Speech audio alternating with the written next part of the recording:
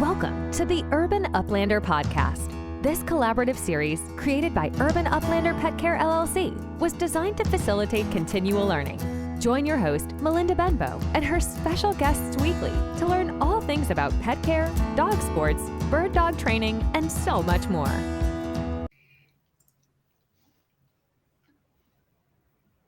Hello and welcome to the next episode of Urban Uplander Podcast. I'm your host, Melinda Benbow, and today I have my specialist guest back in the studio with me, Kyle Benbow. Hello. Thank you for having me once again. Yes, good to have you back, husband. So today we're talking about a really awesome topic. I know we're both super excited. We are expecting our next English setter addition to the family. So we have a lot of preparing to do. And we figured that this would be a wonderful podcast to do with you guys and show you what we do to set up for new puppies to come into our home, especially being that our home is a full-scale daycare facility, and also kind of what our recommendations are for our clients when they are also bringing home a new dog. So we're going to give you the rundown of what we do beforehand, what we do to get them ready for the car ride home, and what we do to make the car ride a successful experience for these puppies and for ourselves. So super excited to talk about that. But first, let's go ahead and start with introducing the new puppy. So Kyle and I have like we said, our next English setter coming. Our first English setter, Shug, is a Ryman type English setter. So if you're not familiar, the Ryman type typically for most people speaks to the footing type of the dog, but we like to think of it as that breed split medium. So between a field quality dog and a show quality dog, the Ryman type setter is the breed line that's going to fall kind of in the middle for the English setter. So we are expecting a field line this time, and we know the breeder. The breeder is my upland mentor, Dr. Dale Hubbard of Perfection Bird Dog Training in Jasper, Alabama. He is an amazing positive reinforcement trainer and uses his positive reinforcement and psychology degrees to work with upland dogs as well. He's phenomenal. He did a lot of great work with our girl Shug on some particular behaviors that we needed some help with. And so in the time that we've got to work together, I have kind of fallen in love with the dogs he has there. I know you've got to meet them and you know how amazing they are at hunting and how truly well temperamented dogs they are for the household setting, which I think a lot of people find difficulty in finding when looking for a good field dog and family companion. Unfortunately, we have found that through Dr. Dale Hubbard. This year, we did think we were going to go with the show line dog. We were hoping to get into the conformation side of things. But being that we knew someday we wanted a hunting line English setter, and we knew we also wanted it from Dr. Dale Hubbard, we kind of had to go with this litter because unfortunately this will be the last litter he produces. So things got a little rewired, changed a little bit. So we are going to be getting our next English setter from him. And we're super excited about it. That's just the way life works. You know, we will eventually have our show quality dog down the line, but we get to keep focusing on the hunting aspect of things, which we do really enjoy. So Kyle, are you excited about this next puppy? Yeah. This is, for us, the first time we're kind of doing it all the way from scratch. I know Shug was someone we certainly planned and did everything for as far as the preparation side and the choosing side and all that. But as you kind of said, we didn't meet Shug prior to picking her up. So like some of the, the things about her temperament and the things that she do, we kind of learn as we went along. And she's a great dog. But, I think this time being there from the beginning presents a new element for us, a new element of excitement, and really being a lot more hands-on, because I think with every dog we've gotten a lot better in terms of progressing of what we need to do. I think when we first got Fluff, we didn't even have like a crate for Fluff. I think it took about 3 weeks to determine like, oh yeah, we should probably keep this dog in a crate. So like now we've gone, all out and done the research. And again, we've seen Jasper, we've been with Jasper. We kind of know the temperament of the dog that we're getting with Jasper. So like a lot of the pre-planning and everything is kind of going into this. So it's exciting, definitely. Absolutely. I'm looking forward to it. Yeah, you mentioned a couple wonderful points. Number one was Shug. Not only did we not get to meet her beforehand, we also didn't get to meet her parents beforehand. We had plenty of conversations with the breeder, and, you know, we got to meet a couple dogs from the breeder that are local to Indianapolis, but not necessarily the same bloodlines of Shug or anything like that. And obviously, you're going to fall in love with any puppy that you get face-to-face with. So she's been a wonderful dog. But like you said, we didn't get to meet her beforehand. We didn't get to meet her parents beforehand, which I think really goes into play when picking a puppy. So we know you also told them Jasper. Jasper is his name. We're super excited. Super cute name. I love it. Jasper is coming from Jasper, Alabama. His full registration name will be Urban Uplander's Jasper Laced Cloud. And that piggybacks off of our kennel name, but also the registered name of his mom, Lacey Cloud. So Lacey is one of Dr. Dale's dogs. She is an amazing hunter. If you have been on our podcast Instagram, you've definitely seen her videos of displaying what a gentleman's hunting dog truly embodies. So being that we've hunted with this dog and interacted with this dog so much, we're definitely excited to have a product of this dog. The father of the dog is also a wonderful field trial champion with a very stocked pedigree of other champions. So we expect some really good things out of this dog. And like you said, we've got to meet him already. We've got to interact with this puppy since 3 weeks old. We saw him at 3 weeks. Well, I saw him at 3 weeks. And then we both got to go back and see him at about 6 weeks. And now we're going to be going back in about 2 weeks to pick him up at about 9 weeks. So we've got to interact with them. We've got to see how he is with his litter mates, with his mom, and really get an idea of who this young puppy is. Now, that's not to say that this puppy is not going to grow and have some personality changes, because that's part of, you know, growing as a puppy. But we do like what we see out of him at these early stages, and we're excited. Yeah.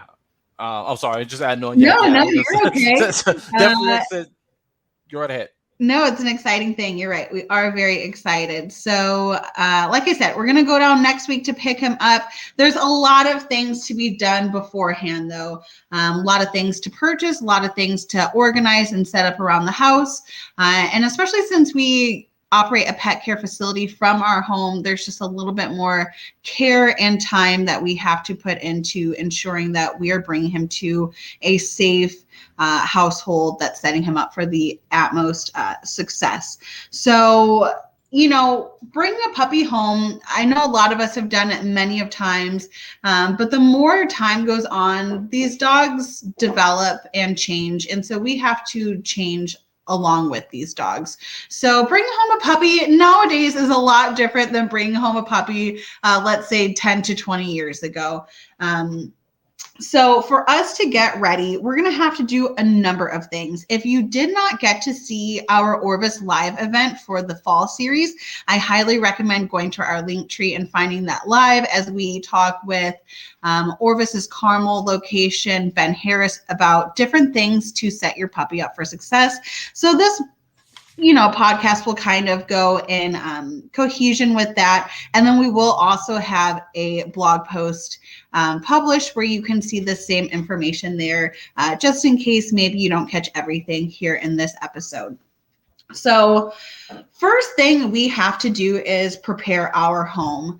Kyle, you've been home for the past couple of weeks, and you can see how, managing 15 dogs can, get our house a little messy from time to time. So we do a wonderful job at keeping our house clean with all these dogs and keeping it sanitized. But knowing that we have a puppy coming in, there's a lot more cleaning we have to do. And we did the same thing with Shug. If you want to kind of give them an idea of some things we do to make this household safe for puppies, please go ahead. Sure. I think the main thing is that realizing that, puppies are new to the world. So they want to explore everything. And the way that puppies kind of explore is using their mouths and their noses. And, Absolutely. it's obviously similar to kind of a kid. Obviously, a kid doesn't really move around immediately when you get it. Wait till about 5, 6 months, 7 months until they can crawl. But a puppy's walking immediately. So I think the first thing is realizing that anything at puppy height is going to be a danger to that puppy. And the first thing they're on is on the floor. So you certainly want to deep clean anything that's on the floor and get anything that could potentially be puppy food off the floor. And that may be things you may never even think of. I think the one thing that's kind of for one thing that we look for definitely are any kind of like loose cords, anything that can be kind of chewed upon, and really anything that's on puppy mouth level. And I think that, it's going to be exploring. It's not going to know right from wrong. It's not going to have too many, things it may associate negativity with. So at the end of the day, everything's fair game. So Yeah. I think the main first thing you want to do is clean, sanitize, and get up anything that may be in puppy mouth area. Absolutely. Yeah. So that would be, picking up anything from the floor. So I think the normal things that people think about are the shoes, kids' clothes or kids' toys that they leave around, those evident things that we leave on the floor. But we're going to also want to make sure, like you said, picking up wires, where's the modem located in the house? Do I have something to block the puppy from this? Because we want to make sure that obviously the puppy's not getting hurt, but we want to keep our stuff safe and intact as well. So starting at the floor and kind of seeing, what's at puppy level. And sometimes you really have to get down on your hands and knees and just think, okay, if I was a puppy, what could end up in my mouth right now? So that's definitely one of the first things you're going to want to do. And that's just an amazing point, Kyle. Pick stuff up. Puppies are going to explore. They're going to put stuff in their mouth. Like you said, right from wrong is not a concept of a puppy nor a dog.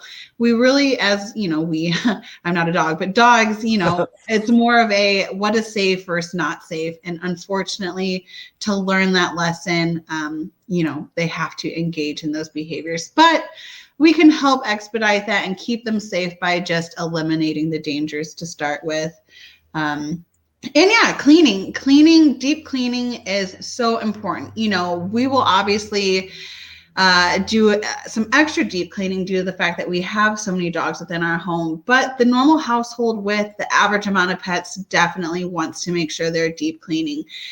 Any old potty spots, that your dogs used to, frequent at as puppies, or maybe just general accidents that they've had over the years.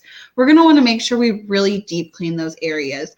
If we don't, we're just asking for our puppy to redeposit waste back to those areas. Smelling that scent there is going to call them to want to deposit their waste there as well. So deep cleaning will give you the opportunity to get those old pet waste spots up off the floor.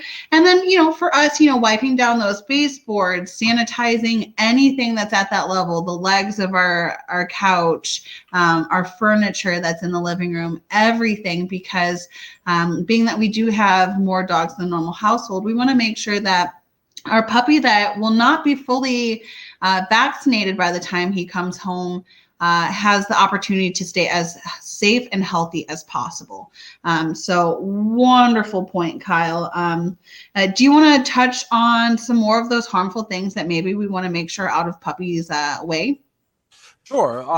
Certain things you want to think about are definitely, household cleaning products, anywhere you keep your bleach, sometimes your little broom. I know puppies really like to eat what's in in a dustpan, so you want to keep that away from them and what you may have in there. Obviously, any nails, stuff like that. Gas, oil, antifreeze, any of your car materials. Again, puppies are very explorative. To them, it just looks like a liquid. So if they see it and they can knock it over, not only can they knock it over, but they're going to try to taste everything. So you certainly don't want them to get anything that could be harmful to them. Also, any hair products, medications, again, just normal things that probably are already out the way, but you just want to certainly be extra aware of it. One thing you want to be aware of is just like the pills that can fall on the floor. Sometimes you ask for 2 aspirin, 1 falls to the floor. Again, when you're living by yourself, it may not matter as much. You can pick it up tomorrow, but when you have a new puppy, that is puppy food, and that can cause all sorts of issues as well. Certain foods, I think that this is a key for a lot of new pet owners that may not know that certain foods can trigger that can trigger dogs' allergies, and it can potentially be very harmful to them. So if you're, certainly need to do the research on that before you get a pup to kind of see, is anything in my diet potentially harmful? But just being aware that, whether you're eating food or whether you just kind of are bringing groceries and food into the house, that, you want to make sure that nothing falls to the ground that may harm the puppy. And also just any type of other drugs in general. I know, marijuana is becoming more legal, coming in a lot of different forms in different states out there. So you certainly want to keep that out the way, because that's actually very toxic, very harmful to dogs. I know a lot of people have things such as, the gummies or chocolates or all sorts of different ways that they kind of produce marijuana, but certainly want to keep that away from dogs. As well as, I believe that's the main things. But yeah, any medications, any liquids, any cleaning products, the main things, and also focusing on the food and other things. But yeah, if it's something that you wouldn't put in your mouth, honestly, if it's something that you wouldn't put in your mouth, it definitely does not have to be on the floor. Right. That's so number that's a good one. rule of thumb. If it's toxic for you or toxic for children, we'll go ahead and eliminate that from being in reach to start. Yes. I totally agree with that. And when it comes to foods, you're right. There are simple things such as just bringing in groceries and stuff. It doesn't have to be your intent to give your dog these things, but being aware of what can be harmful of them, so you don't get complacent with bringing in groceries and then all of a sudden there's a bag of onions that your puppy can get to, grapes, stuff like that. But as Kyle said, do your research on what foods are toxic for pets. At a later date, we should have another blog post. I think we do have a current blog post on our website from months ago about the topic, if you'd like to check it out. But we will produce something a little bit more current here soon. But yes, watch out for those foods. Now, Kyle talked about different gas, oil, antifreeze, your automotive stuff. A lot of automotive stuff has, especially antifreeze, has a sweet scent or taste to it, which can be very enticing to puppies and dogs. And it is very toxic, very lethal, and very painful way to have to experience an emergency situation. So be aware. And once again, do more research on it. We're giving you a lot of information here today, but I highly encourage you to do additional research on any information we're providing you. And yeah, as Kyle mentioned, I didn't even think about that. Marijuana comes in so many different forms these days that you are going to have to be extra aware of where your marijuana is. Now, I don't know the full science on the toxicity of it at this point in time, but I do know that it is very toxic. I don't believe that it is lethal for the most part, but the after effects can be lingering and very unfortunate for your dog. So again, do more research on that. But yes, pick up harmful items. We covered the stuff that dogs can just chew up in general. And then we covered the toxic and lethal things. So be sure you're doing a full house sweep. Anywhere that you think your puppy is going to be, do a sweep. Even if it's somewhere you don't think your puppy's going to regularly be, there's always those situations where, puppy sneaks out of your supervision and ends up in the garage, in the basement, what have you, you want to go ahead and plan for those situations so you don't have to deal with the unfortunate of those accidents happening. So along with picking up those harmful items, it's important to check our backyards. We will do a huge sweep in the backyard. We do a wonderful job of keeping pet waste picked up in our yard since, once again, we do have an influx of animals in our yard, and we want to keep it safe for everyone. But being that, once again, there's a puppy who is not completely vaccinated coming into our home, we want to make sure that we do an extra thorough pickup on any pet waste back there. We'll probably also do a sanitization of the yard. There's different sanitizing products that you can buy from Chewy, the hardware store, that will help you cut down on bacteria and different harmful parasites that may already be lingering in your yard. So we will do that. Now, I don't know if that is important for the average household, just an extra precaution that we want to take. But you do want to make sure that you're picking up any old toys that have been lingering out there, collecting nastiness. You want to make sure that there's no toxic plants around your yard that your pup can be hurt by ingesting. We want to also make sure we're doing a perimeter sweep of the yard, and maybe and this is especially if you have a fenced in yard, you're going to want to make sure that there's no gaps or holes that your puppy can squeeze through. These could be created by other yard critters, or just happen over time due to wear and tear to fencing. But definitely do a perimeter check and make sure that your pup is secure within your yard. Kyle, are there any other points that you want to touch on for the backyard check? Just general awareness about what could be and not be in your backyard. Luckily we live in Indiana, so we don't have too much different wildlife that exists around. But there are places that people do live where these things may be a little bit more around, and also knowing like your surroundings in general, what's in your backyard. So if your neighbors have dogs, how close can they get to the fence and the gate, and what other animals, I know our neighborhood has this, but what other animals could potentially be in contact with your puppy. And I think, a lot of times when you get a new dog, especially those first like week and a half, you get a little comfortable, you start sending it outside, you're not really watching it and stuff like that, but you always got to just be on the lookout. So it's not just cleaning your yard one time, but constantly kind of going back over and looking to kind of see what potentially is out there and what potential harms could come to your puppy, and just having a general awareness that you probably should be watching it for a long time before you send it out for independence. Absolutely. And then also just being aware that if you do use your backyard with your dog, if you go out for cookouts, if you have friends over, just being aware of what they also may present and bring to the backyard, and what could be potentially left out as well. Yeah, I think that's an awesome point. Maybe we have cigarette smoker friends that flick their butts around. We want to make sure that we are letting our friends know that that is very toxic to our pets, and have designated spots to put those. But once again, also not getting complacent and doing regular checks to make sure that there's nothing your dog can pick up. I know at our last home, we did consistent thorough checks. We rented that home, and due to the fact that we did have other people that lived there before us, we were constantly finding random things every time we checked the yard. So it's good to consistently do those checks. I think those are wonderful points. You also talked about other animals that could be in the area. This could even be things like hawks, foxes, coyotes in our area even. So if you do have maybe a yard that isn't fenced in or does have gapping, you want to make sure that your young dog and potentially small dog doesn't fall victim to any natural predators in your area.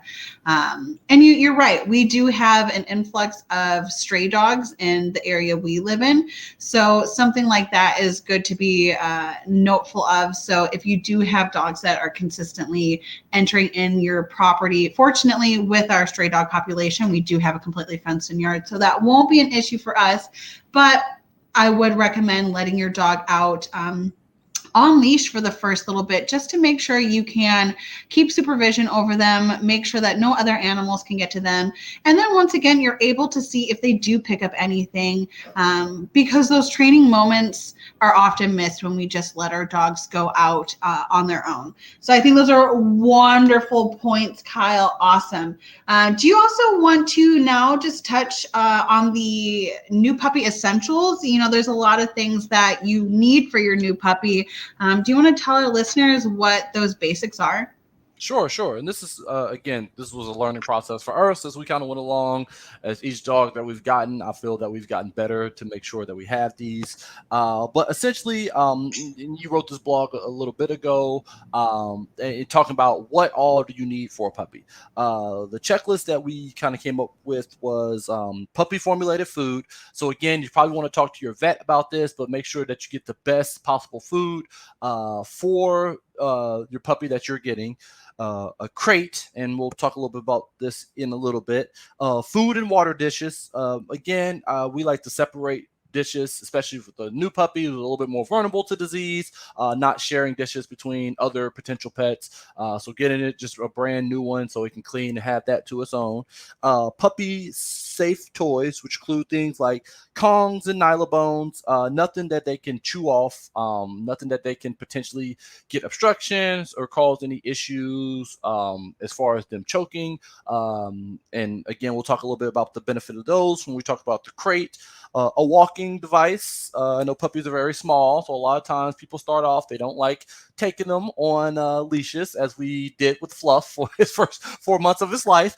But it's highly recommended just to go ahead and start them early so they kind of get a little bit more socialized towards that. So a walking device and a leash as well. Collar and tags. They'll grow out of it fast, but you certainly want to go ahead and get their tags on them, as well as a nice collar for them. Any cleaning supplies that you may need. So again, puppies will have accidents. There's no dog that comes preloaded to go outside. So you want to have something ready to clean their crate, clean their potty area, and just in general, we all know dogs that shed and also cause other things other ways that they cause messes, whether they knock stuff over or just generally just being dogs. So just having the cleaning supplies ready to take care of that. Grooming supplies as well. And then poop bags and dispensers. So when you do take your dog on a walk, you can properly dispose of their waste. Absolutely. Awesome. Those are wonderful essentials. And I think those are the basics. And you're right. The more dogs we have and the further we get in the pet care industry, and the more certifications we acquire, the more we learn. So again, if you missed the Orvis live event for Fall Days, I highly recommend going to check that out as we run through a little bit more in depth on why all these things are important. But like Kyle said, puppy formulated food is going to be important, and you can figure that out through your vet. You want to make sure that you are getting your puppy something that is going to be, sorry, the mailman just pulled up. You're going to want to make sure you're getting your puppy something that's formulated for puppies. You're also going to want to be aware of the potential size that your dog is going to grow into, and the breed that your dog is. And that's going to also help you figure out the best food. Crate, yes. Perfect. Crate training is so important. Like Kyle said, we will dive into that. You made wonderful points on everything in here. When it comes to walking devices, we do like to start our puppies out on Easy Walk harnesses. These are the front clipping harnesses, and they kind of create a pivot point for young dogs. But the more you condition them, the more you can achieve that loose leash walking in the future. But they're a great starter harness. Your puppy will potentially grow out of it, so just be aware of that. But wonderful starting harness. And yes, cleaning supplies are so important. Like we said, especially for us having multiple dogs in our home, we want to make sure that we are keeping the puppy's area as sanitized as possible. And also remembering that a lot of things that dogs can contract, they can recontract. So continual sanitization is always going to be beneficial. And then poop bags and poop bag dispenser. So important. Pick up after your puppy, pick up after your dogs in general, but especially puppies, as they aren't fully vaccinated and do tend to carry particular parasites early in life. We want to make sure that we're keeping them free from repicking those things up during their walks, and ensure that we're not allowing any other dogs within our community to pick up those particular illnesses or parasites. And then also being aware of the fact that not picking up our dog's poop can severely disturb the water table within our community as well. So those are wonderful points, Kyle. I think, a lot of people may already have these things ready. And I think some people may have to start knocking off this checklist before their puppy comes, but it is still very important that you do this before your puppy comes. It sounds so fun and so exciting to take our new puppies to the pet store and get the shopping done with them. But these puppies are coming from just being pulled from their mom, from their litter mates, from their foster home, from whatever situation they were in before. It is a new and scary experience that they're already having to go through. So an easy way to help them through it is to already have these things prepared and ready to go. And those trips to the pet store will come eventually, but they don't need to happen immediately. So aside from that, Kyle, you mentioned that we were going to talk more about crate training. I think this is still such a controversial topic within the pet care community, and it's so confusing to me. As we both know, you've said it several times, we've grown over the past several years as we've gotten more dogs and furthered our knowledge and certifications. When we got Puppy Fluff, we had a little cardboard box that he would sleep in. And, he did great. He didn't tear it up. He was wonderful with it. But, we would still find those accidents. We would find those chewed up cords. And, we definitely got to appreciate the value in crate training. So again, if you haven't seen our blog post about crate training and how crate training can help you with your potty training, you can find that also on our podcast blog page on our website. And you can also find that right on Orvis's website in their blog area. So when it comes to crate training, I think the main thing is safety. Crate training provides safety and security for your dog or puppy, especially when we can't supervise them. Dogs instinctively try to keep their sleeping area clean of bodily waste. Most dogs and, breed to breed find crates as den spaces. These are a basic part of dog husbandry, is to provide some kind of den safe space for your dog. Using this crate to assist you in potty training is also super beneficial, since they do want to instinctively clean their area, keep their area clean. So you can learn more about how to effectively crate train and potty train through that blog post we talked about. We won't talk too much on there, but it will definitely and drastically help your efforts to do that with your dog. In that blog post, we also talk more about how to positively associate your dog to the crate.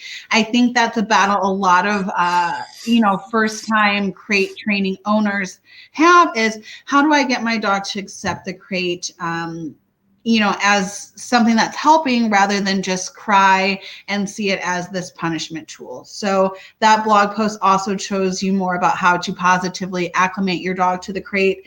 But just a couple points while we're here, for our particular pup, Jasper, and for Shug and other dogs that we've had, how we help create these positive associations is by, number one, feeding them in their crate.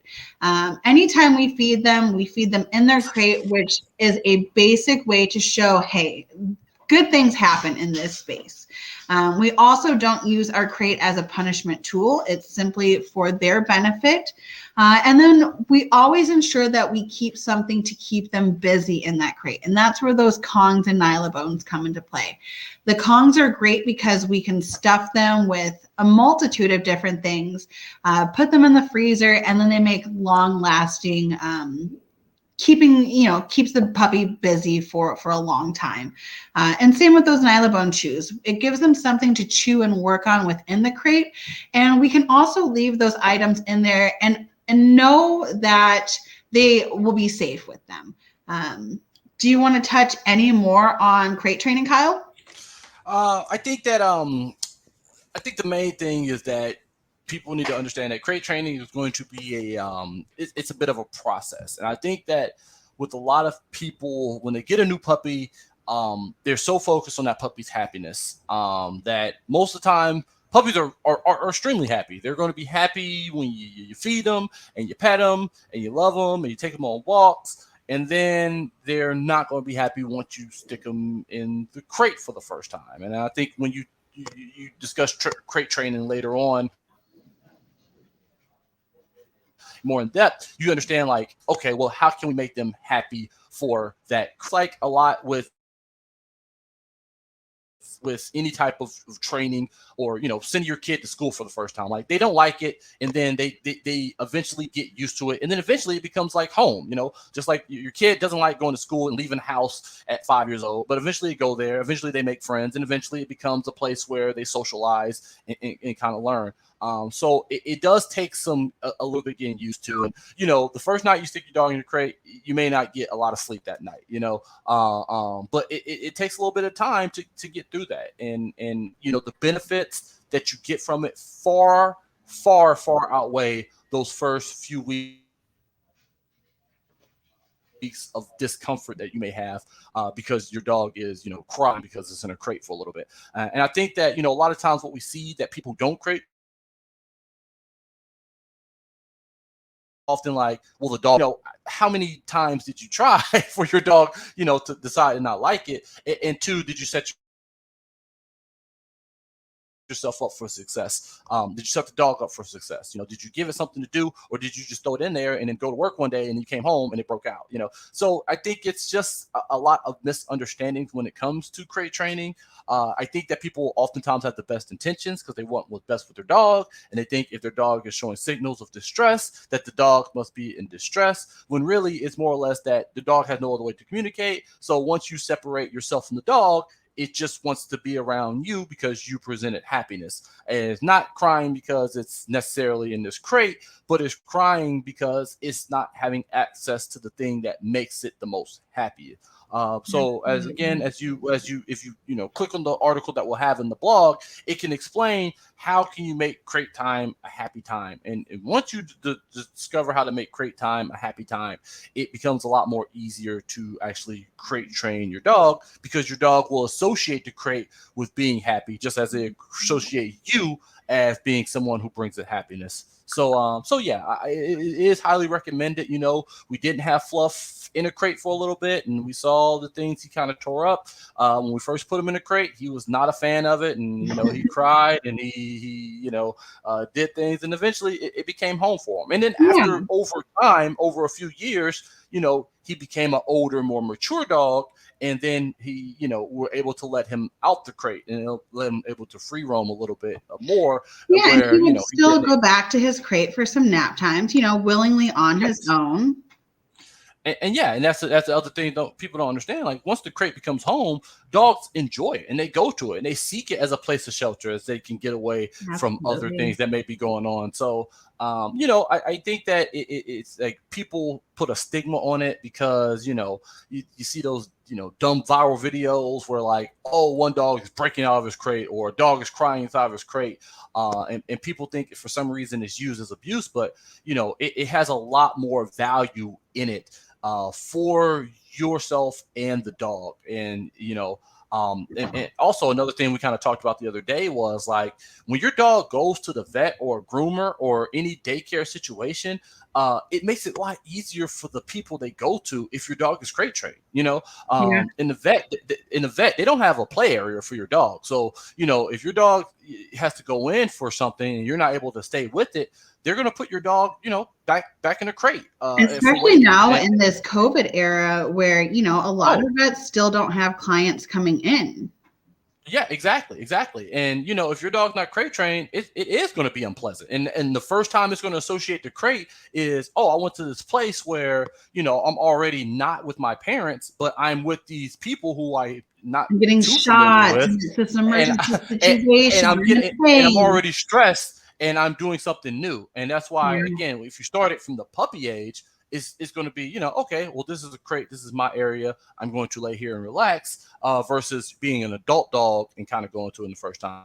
Absolutely. So again, it's highly recommended. We've done it with all our dogs. All our dogs went through it. I think all of them were pretty happy. I know Tay Tay was pretty easy to crate train. I know Hilda was like the easiest. Like literally the first time we gave her a crate, I think she was just so happy to be off the street that she would have hopped in anything at that moment. But we had Shug, and Shug didn't like it for a little bit, and then about 2-3 weeks into it, I think she learned what it's about, and even now and then Even now, she'll cry when she has to potty, but she knows that I get fed here. A whole bunch of awesome, wonderful things happen within my crate, and exactly. You keep coming up with these wonderful points. I'm gonna have to go back and edit these blogs because you're so smart. You're right. It's some people want this overnight. Wow, my dog just loves the crate, and once again, new things are going to be hard for a lot of dogs, and it's going to take consistency. It's going to take a lot of positive reinforcement in terms of rewarding them when they are quiet in their crate, making sure those feedings do happen in the crate.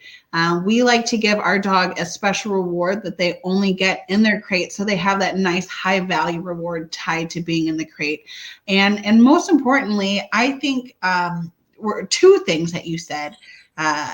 Crate train, not necessarily, if you don't need your crate for management, applause to you. That's wonderful. You're doing something really right in your dog's training.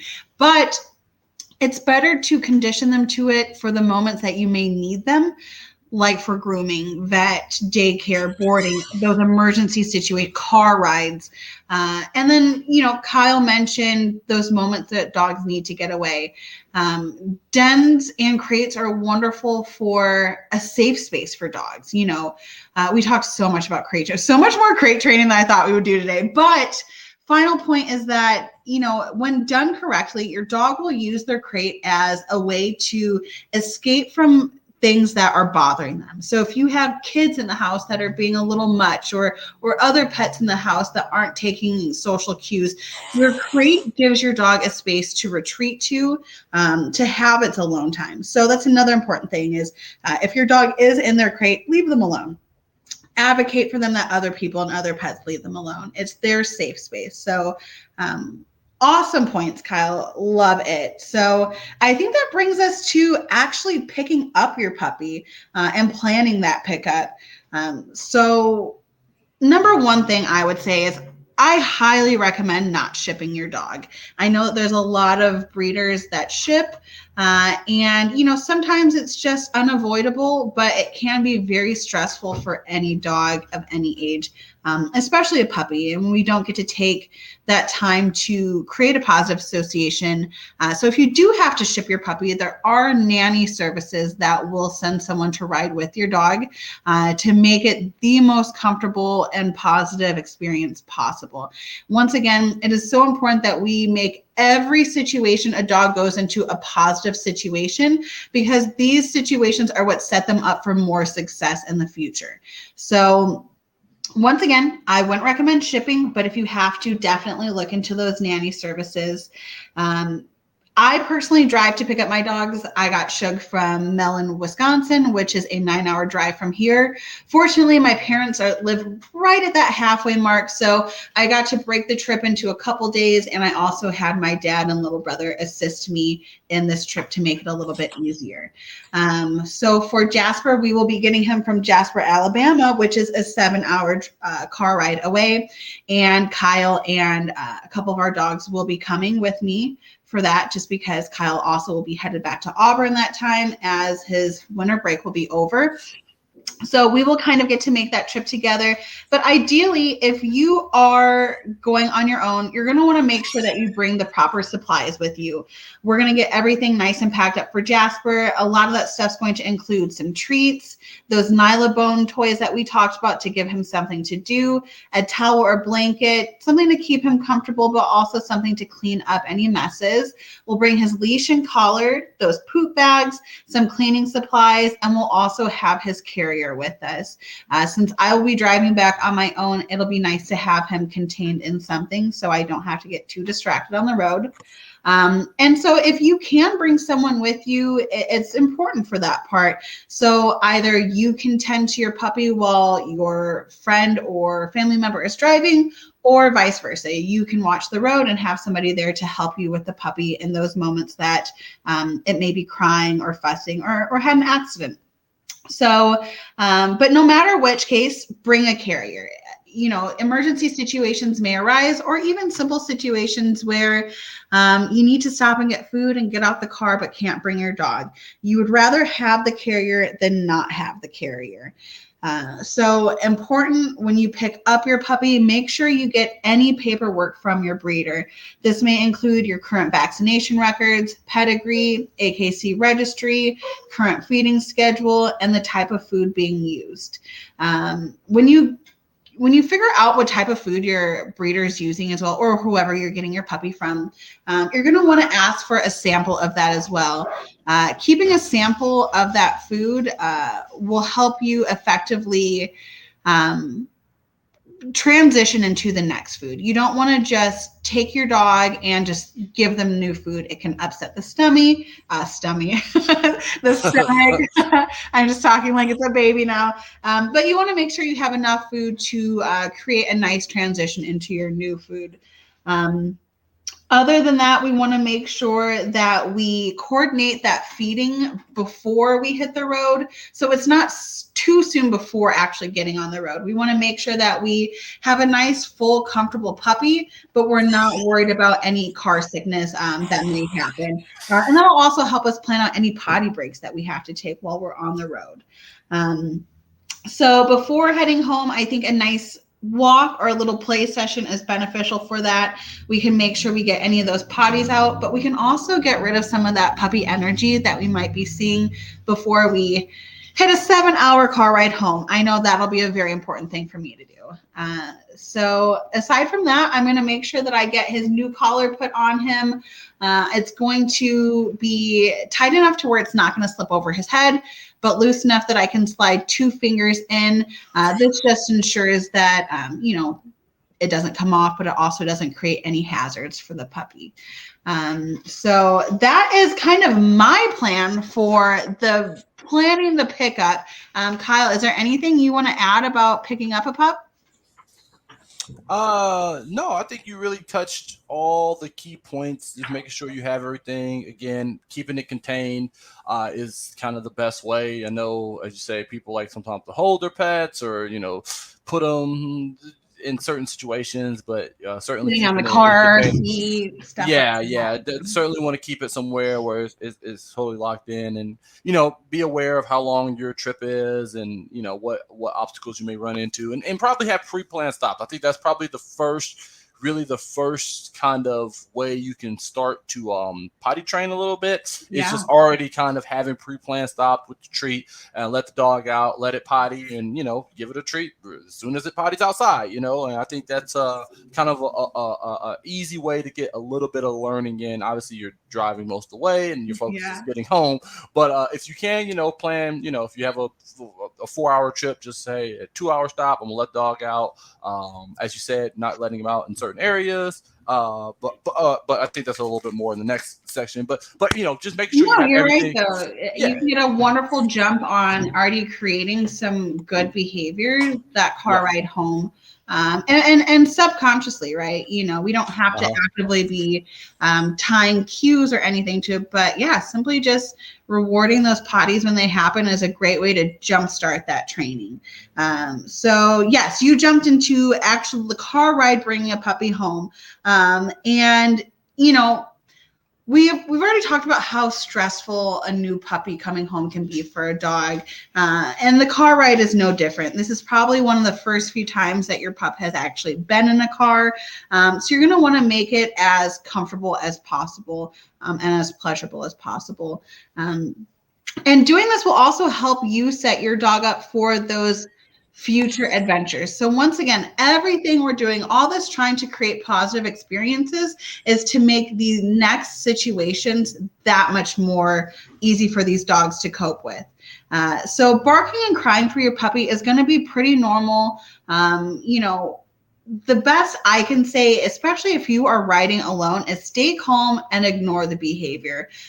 We don't want to reinforce any fear by being overly excited or overly affectionate, but I mainly say ignore because we want to focus on getting you and the puppy home safe.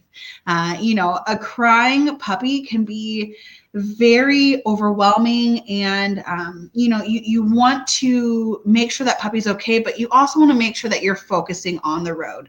So wait till you get somewhere safe, and like Kyle said, the best thing to do is pre-plan enough stops along the way. So if the puppy does start kind of whimpering a little and crying, okay, in 30 minutes I have a stop, so you don't have to get too overwhelmed in that moment. And this is where these nylobones and these Kongs come into place as well. Getting those in the crate for that car ride home will already start to create a positive association to the crate. It'll keep your puppy busy, at least for a little while. And then it'll also start creating that positive association to the car ride. So super important to bring those items with you. We will be bringing our little puppy nylabone toys that we got. We also got our puppy Kong, and the high value reward we like to use for crate training for puppies is the Kong Easy Treat Fills puppy formula. So we'll bring all that with us. Like Kyle said, we're going to pre-plan our stops along the way and make sure that we schedule enough time and spaced out in enough distance to keep the puppy happy along the way home.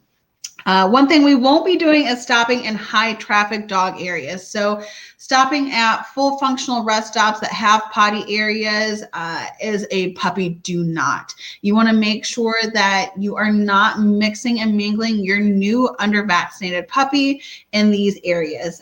There's a lot of diseases, parasites, bacteria that can be spread to your puppy. And some of this can actually be pretty deadly, especially parvo. So we want to avoid those high traffic dog areas. And for that reason, we're also going to avoid meeting new dogs on the road. Another reason we're going to avoid meeting new dogs on the road is every interaction our puppy has with a new dog has to be a positive experience. I know I'm feeding a fed horse, but once again, these positive interactions are what set us up for more positive interactions in the future. So it's very important that everyone be as positive as possible. So it's best to wait till we get pups home and do their socialization in controlled environments. So other than that, I think that these are the basics to bringing home a new dog. So, just a reminder, the first thing we're going to want to do is deep clean our home, get those old waste spots up, pick up anything that's in puppy exploring area, remove those harmful items such as cleaning supplies, automotive supplies, and anything else that could present a hazard to your dog.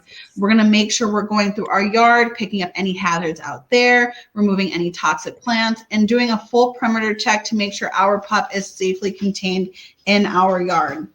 We're also going to want to do our shopping beforehand. Pick up your puppy essentials before you get your puppy. Don't flood them with new experiences by trying to take them to the pet store too early. Make the car ride home as pleasurable as possible by having your carrier, maybe somebody to assist you, those high value rewards for the carrier, and things to keep your puppy occupied within the crate. And plan your stops. Plan your stops ahead of time so you know where you're going to be stopping, when you're going to be stopping, so you can make it easy for you and the dog. We want you and the dog to get home as safe as possible. Kyle, is there anything you want to add to this? I think this has been wonderful. Yeah, I think you did a fantastic job hitting all the main points. It's a fun time. It's an exciting time. I think that most people need to understand that everything you do from your dog from the beginning is going to have an impact for, the rest of its life. And the experiences you have early on are going to carry on. And dogs, they're very aversive, and they also very much like what they like. So if you set the dog up for success, you're going to have a lot later success on in life. Absolutely. If you do socialize the dog early to certain things, you're going to have easier time later on when you want to do certain things with your dog, and just being aware that a pet is a living object that needs to be trained. It needs to be worked. It needs to be wired. And if you're starting from puppy stages, right there from the day one that you get it, everything you do from there on is going to have an effect. So just keeping that in mind, and it's fun. It's also fun. Picking a new puppy is fun. They're the cutest things on earth. It's fantastic to watch them grow to what they become. Just make sure you're doing your best to set them up for success. Absolutely. I think those are wonderful points. We can still have fun with our puppies while setting them up for the most success possible for later in life. So again, thank you all so much for tuning into our Bringing Home a New Puppy episode of the Urban Uplander Podcast. I'm your host, Melinda, with our special guest, Kyle Benbow. So don't forget to tune in next week as we discuss more stuff pet related. Other than that, follow us on YouTube, Facebook, Instagram, and Spotify. Definitely check out any past episodes that we have up and get some alerts set up for some future ones as well. Other than that, thank you all so much for tuning in, and we'll see you all soon. Take care. Thank you so much for tuning into this week's episode of the Urban Uplander Podcast. If you enjoyed this episode, please give us a like and subscribe. Don't forget to follow Urban Uplander Pet Care on Instagram and Facebook for more pet care and upland hunting content.